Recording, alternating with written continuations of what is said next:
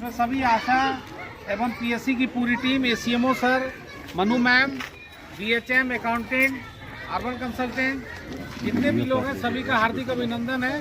साथ में हमारे जो फैमिली प्लानिंग में सपोर्टिंग संस्था है, जो जिनका एक्रीडेशन हम लोगों ने जिला स्तर से किया है, उनका भी स्वागत है। उन्होंने भी अपना कैनोपी लगाया है। FRHS India, Surya clinic, doctor Saroj Verma, BSI, ये सब हमारे सपोर्टर्स हैं जो हमारे यहाँ फैमिली प्लानिंग में सपोर्ट करते हैं। लाइफ केयर एक नर्सिंग होम है, उनका भी है, वो भी अपना ये 2 संस्था काम करती है आपके यहाँ पे इनरिच में। आज हम लोग मेला पुरुष नसबंदी पखवाड़ा के अवसर पर यह मेला का आयोजन किया गया है। इस मेला का मूल मकसद क्या है वो समझिए, क्यों आपको बुलाया गया है।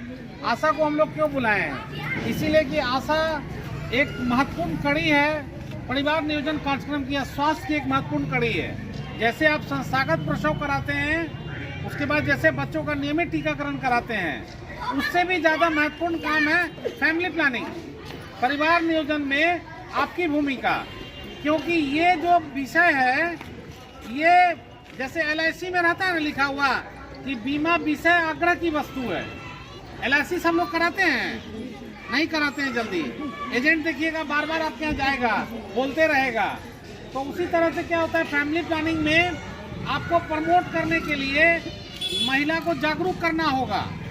जैसे उसकी सूची बना के रखते हैं, 15 से 49 साल का दंपति का सूची है ना सबके पास, कि कौन से महिला का ऑपरेशन करना है, कौन से महिला को MPA इंजेक्शन देना है, किनको माला खाना है, मतलब हर तरह के चीज़ों के बारे में आप उसको जागरूक करना है। इस मेला में बुलाने का मकसद ये है कि आप लोग फैमिली प्लानिंग के बारे में और अच्छे से जानिए कि फैमिली प्लानिंग, परिवार नियोजन किस लेवल पर पहुंचा है, और हम लोग मिल के इसको और कैसे बेहतर करेंगे आने वाले समय में।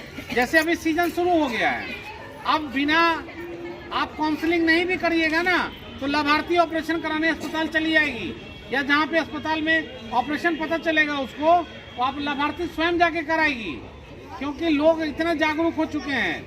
लेकिन उसके साथ साथ सरकार के द्वारा कई प्रकार के अन्य साधनों का भी प्रयोग के लिए लोगों को जागरूक किया जा रहा है, जो आज के मीटिंग में आपको बताया जाएगा। आप देख रहे होंगे कि टेबल पे बहुत सा चीज लगा हुआ है। बास्केट ऑफ चॉइस में इतना चॉइस हो चुका है कि कोई भी महिला हर तरह का प्रयोग अपने हिसाब से पसंद करके, जो उनको लग रहा है कि हमको यूज करना है वो यूज करेंगे। जैसे एक महिला आई हुई है हमारे बीच में, खड़ा हुई है तो थोड़ा नहीं महिला, ये कहाँ से आई हैं आप? बस कौन आशा लाई है आपको? शहनाज जी। ये देखिए शहनाज जी आशा फैसिलिटेटर हैं, MPA इंजेक्शन के लिए उनको प्रमोट करके लाई हैं। तो ये जवाबदेही अगर हम अपनी आशा हर महीने अगर 2-2 महिला कोई MPA लगाना शुरू कर दें, तो आप देखिएगा कि हमारा बर्थ का जो रेट है ना, रेशियो, वो कमेगा। बर्थ स्पेसिंग मतलब अंतर आना स्टार्ट हो जाएगा। तो ये जब तक आप पूरी तरह से नहीं जानिएगा तब तक आप नहीं कर पाइएगा। ये आज से नहीं, बरसों से किया जा रहा है, लेकिन उसी में हम लोग कुछ ऐसे चीज़ों को प्रमोट करेंगे जो अलग हो थोड़ा इससे, जिसमें आपकी भूमिका बहुत महत्वपूर्ण है, क्योंकि ग्रास रूट लेवल पे आप ही काम करती हैं। एक तो ये, दूसरा पैसा का भी अब दिक्कत नहीं है आपको, कि मान लीजिए कि अगर आप कोई काम करती हैं तो आपको पेमेंट आप खुद बनाती हैं, ऑनलाइन प्रोसेस हो चुका है, आपको किसी के पास दौड़ने की जरूरत नहीं है, आप अपना पेमेंट खुद बनाती हैं, है कि नहीं? इसके लिए भी आपको कोई परेशानी नहीं है। तो हम चाहेंगे कि फैमिली प्लानिंग में आपकी क्या भूमिका होगी, आने वाले समय में हम कैसे और इसको बेहतर करेंगे, इसके लिए आज यह मेला का आयोजन किया गया है।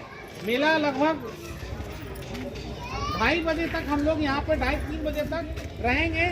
बहुत तरह का चर्चा होगा, बातचीत होगी, उसमें आप लोग ध्यान से सुनिएगा। उसके बाद 3 बजे के बाद मेला समाप्त करेंगे हम लोग। तो हम चाहेंगे कि आज मेले का उद्घाटन ACMO सर के द्वारा किया गया है, और ACMO सर के मार्गदर्शन में पूरे जिले में फैमिली प्लानिंग का कार्यक्रम चलता है। तो मैं सर से आग्रह करूँगा कि आशा को सर अपने स्तर से कैसे और ये बेहतर कार्य कर सकें, सर संबोधित करना चाहिए। के सदस्यों को उस परिवार के लाभ के लिए जागृत करती है। इसीलिए स्वास्थ्य विभाग के तरफ से आप एक बहुत बड़ी कड़ी है सामान्य जनता और स्वास्थ्य विभाग के बीच। हम जो कुछ भी करना चाहते हैं सामान्य जन के परिवार के भलाई के लिए, आप उसके घर में जाकर बताती हैं कि तुम अपने बच्चे का टीका समय पर लगाओगी या लगवाएंगे आप, तो आपका बच्चा सुरक्षित रहेगा। आप बताती हैं ना जाकर, आप बताती हैं कि अगर डिलीवरी तुम्हारा किसी इंस्टीट्यूशन में होता है, किसी संस्थान में होता है, तो आप ज़्यादा सुरक्षित रहेंगे। घर पर होगा तो कोई गड़बड़ होगा तो वहाँ पर कौन देखने के लिए रहेगा। इसीलिए आपका डिलीवरी हमेशा किसी संस्थान में ही रहना चाहिए। कई लोगों के द्वारा भी कराया जाता है, लेकिन उससे ज़्यादा प्रशिक्षित लोग किसी संस्थान में होते हैं।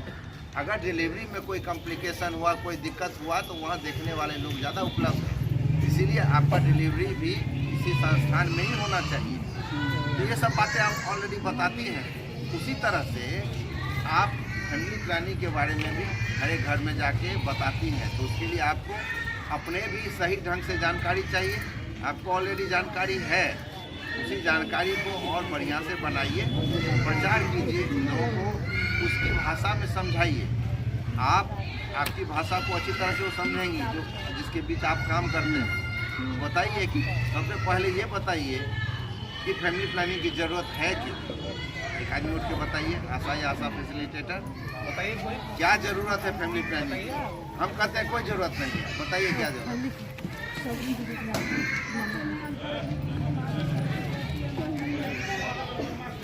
माँ का भी सेहत ठीक रहता है और बच्चे का भी सेहत ठीक रहता है।